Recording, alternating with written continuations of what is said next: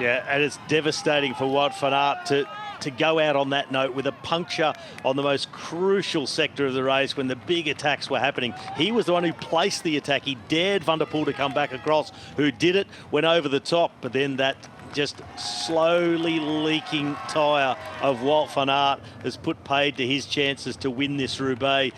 It's a gallant effort to come back. He closed the gap back down to 25 seconds. But now, with an anchor in the group in Philipsen, along with Mads Pedersen doing his best there with Van Aert, well, the gap is going back out. 33 seconds and less than 5K to go.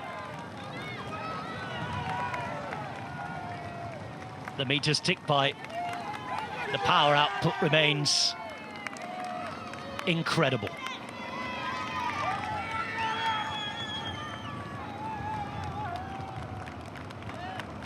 Well, maybe we were denied that head-to-head, toe-to-toe fight. First the crash, then the puncture.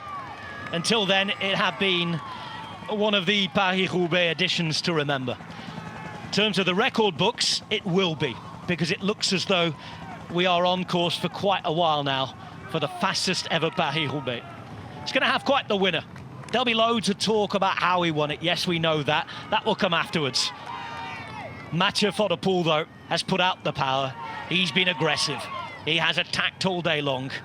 And it looks as though he's on his way to his reward. 4 kilometres to go. It's not quite celebration day yet, but he's on the way there now, Robbie. And it's always so spectacular with Mathieu van der Poel. Yes, it's incredibly unfortunate, the accident with John Degenkolb. But when it comes to Mathieu van der Poel, as you said, he's attacked all day long. They've been aggressive as a team. Another attack now from Van Aert. Philipsen covers. The gap's opening still. Philipsen ripping the handlebars, gets himself back in the wheel. And that might well do for Pedersen. Let's see. He's got to keep working here. It's that difficult uphill section yesterday. Longo Borghini was putting in a final dig, wasn't she, to try and get things back across, as it was an exciting, nail-biting finale. It looks as though the win is done here, but it's all about the podium places. Wout van Aert, remember, has finished second here before. He must wonder what he has to do to win this race. Same last week in the Ronde van Vlaanderen as well. The crash there, the puncture here. Yeah, Wout van Aert, he has not had the run of luck. I mean, he's had some incredible wins, and the way he won Hardelbeker. And when they went on Carrefour de l'Arbre, I was so looking forward to that head-to-head battle between guys who have been each other's nemesis since their teenage years. But this time, Mathieu van der Poel, he's had fortune on his side, along with a fantastic team, an aggressive race plan, and he's executed everything. It almost came completely undone for him, along with John Degenkolb on the Carrefour de l'Arbre. But Mathieu van der Poel, he's held it upright in some unlikely situations today in Paris-Roubaix, and the Dutchman is racing to the win. He's on the famous road to the famous old concrete track. Just 300 metres of town centre cobbles remain as the only obstacle. Mathieu van der Poel, 28 years of age, represented the Netherlands, but born in Capelle in Belgium. He's already a winner of Sanremo this year. He's the world champion in cyclocross.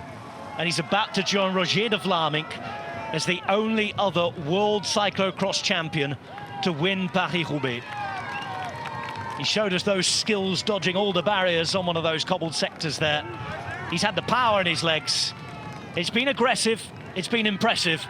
It's been strong as ever, as it always is when he's at his best. This straight road. And he's about to take the left turn. And then the swing into the 1.5 laps around the velodrome. The gap remains the same. Well, when Mathieu van der Poel's at the front, the song remains the same. There he is again, fighting it for the podium. Today he's going to be on the top step. He has quite the remarkable record in monuments. In fact, statistically, the best record of any rider ever. Percentage of top 10 finishes, better than anybody else who's ever ridden monuments. He's going to win another today. A look behind. Final 150 metres of cobbles now. And here he goes. 1 kilometre remains before Mathieu van der Poel can celebrate in the Roubaix velodrome. One of the moments he'll have always dreamt about. He already realises it. A radio in, a thank you to the teamwork that has made this dream work.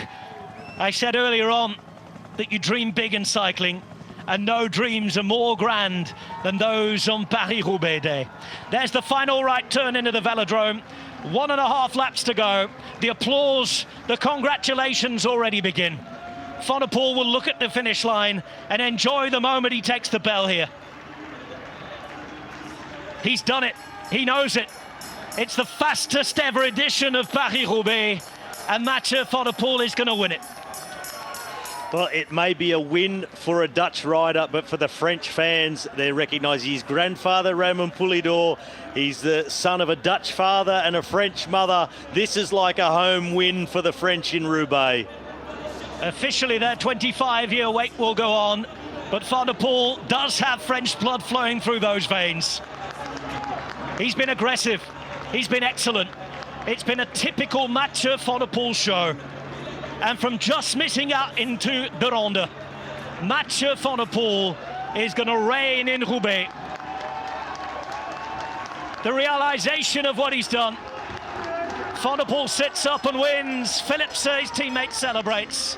Mathieu van der Poel wins the fastest ever Paris-Roubaix at 46.8 kilometers per hour. And now they will see if they can make it a 1-2. Because Van Aert, who's been so unlucky today, is up against Jasper Philipsen. Philipsen just celebrated that victory. Is he going to now celebrate a sprint win? Van Aert, who's already been second, waits and watches. Philipsen waiting and stalking him. Now he makes his move.